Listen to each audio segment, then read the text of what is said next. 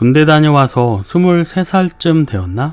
다시 학교에 복학을 했다. 길을 지나는데 해외 봉사활동이라는 문구로 계속 홍보하는 사람들이 있었다. 호기심이 생겨서 얘기를 나눠봤는데 알고 보니 박옥수 계열의 구원파다. 이단이라 불리던 단체였지만 크게 개의치는 않았다. 왜냐면 나는 믿음이 있던 시절도 아니었고 뭐든지 내가 직접 보고 판단하면 된다는 생각이 있었기 때문이다. 나는 이 단체를 이용하고 싶은 생각이 들었다. 해외에 한 번은 나가서 영어도 배우고 경험도 쌓고 하고 싶었기 때문이다. 어학연수를 가자니 IMF로 힘들어진 집안에 부담을 많이 주는 것 같고 그렇다고 안 나가자니 뭔가 뒤처지는 것 같고 말이다.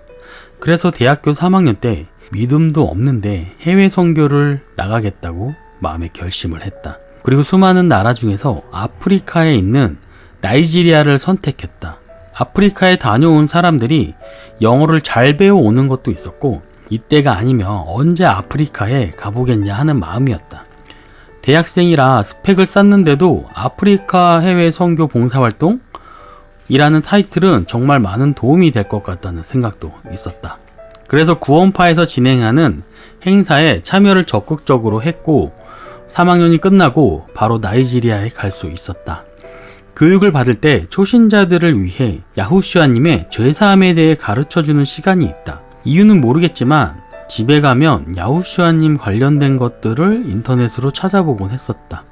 나는 믿음이 없던 상황에서 이 단체를 이용하겠다고 했지만 나도 모르게 신앙의 길에 들어선 것 같다. 행사를 할 때 보면 사람들의 긍정적인 모습이 보기 좋았던 것도 있고 예전에도 궁금했었던 성경에 대해서 조금씩 알게 되니까 호기심이 생겼을 수도 있다. 그렇게 훈련을 받고 나이지리아에 갈 수 있었는데 약 1년간 해외에서 지내면서 선교 활동을 하는 것이었다.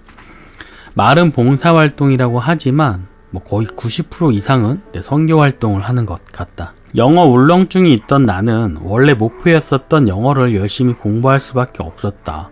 왜냐하면 거의 매일같이 목회자 교육을 받는 친구들 중 한 명이랑 짝을 지어서 밖으로 나가 전도를 해야 하기 때문이었다. 아프리카 사람들은 외국인이 선교활동 한다고 매우 좋아해줬는데 자기들도 먹기 힘든 빵이나 콜라를 많이 대접해주기도 했다. 인터넷도 없고 돈도 없고 그냥 시간이 나면 다들 모여서 성경을 읽었다. 그리고 이왕 지내는 거 잘해보자는 마음으로 난생 처음으로 성경 공부도 해보고 어떻게 영어로 얘기를 할 수 있을까 많은 고민을 했었던 시간이었다. 아프리카에 있으면서 많은 경험을 할 수밖에 없었는데 말라리아에 걸려서 며칠 누워보기도 했고 무엇보다 성경을 처음으로 완독을 해봤고 야후와님께서 살아계신다는 경험을 많이 했었던 것 같다. 실제로 1,000원 한 장 없이 생활을 했었는데 살아가는데 전혀 문제가 없었다. 정말로 부족한 것들은 기도하며 채워주셨던 것 같다.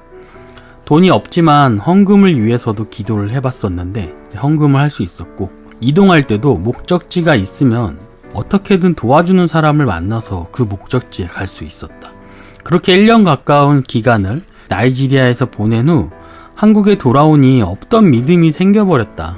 그때부터 야후와님의 존재를 의심하기가 힘들었다. 나의 청소년 시절의 수건이었던 죽음에 대한 의문도 풀리고 세상의 진리를 알게 된 소중한 시간이었던 것 같다. 사람마다 경험이 다르겠지만 나는 그렇게 생각을 한다. 아버지께서는 인간의 모든 것을 알고 계신다. 그렇기 때문에 믿음의 길을 가는 데 있어서 맞춤형 서비스를 해준다고 생각을 한다. 나에게는 직접 경험을 하게 해주신 것이고 어떤 사람들은 마음에 감동을 주어서 믿게 하시고 어떤 사람은 죽음의 문턱 앞에서 믿게 하시고 말이다. 그러니 다른 사람의 얘기를 듣고 나도 저런 경험을 해보고 싶다 이런 생각을 할 필요도 없고 각자 자신의 신앙을 해나가는 것이 중요한 것 같다.